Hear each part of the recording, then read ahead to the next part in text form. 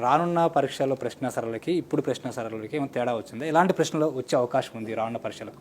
గత ఆల్మోస్ట్ ఒక 4-5 సంవత్సరాల నుంచి ఈ తెలంగాణ హైకోర్టు అలాగే ఏపీ హైకోర్టు రెండు ప్రశ్నపత్రాలు పరిశీలిస్తున్నాం. ప్రశ్నల్లో ప్రధానమైన తేడాలు ఏమీ లేవు. అంటే గతంలో జరిగిన పరీక్షకు ఈ పరీక్షకు పూర్తిగా ఏ పారాడైమ్ షిఫ్ట్ అంటే ఒక చెప్పుకోదగ్గ గణనీయమైన యొక్క ప్రమాణాలు మారలేవు. ఏం మారలేదు. 1-2 ప్రశ్నలు అటు వెళ్తున్నాయి తప్ప 95% గతంలో ప్రశ్నలు ఎలా ఉన్నాయో అదే ప్యాటర్న్తో రిపీట్ అవుతున్నాయి. కానీ ఈ సంవత్సరం కూడా గత పరీక్షలో ఎలా ఉన్నాయో అదే ప్యాటర్న్లో మీరు ప్రిపేర్ కాండి. గతంలో ఏమడిగాడు? కల్చర్ అడిగాడు, కల్చర్ ఫోకస్ చేయండి.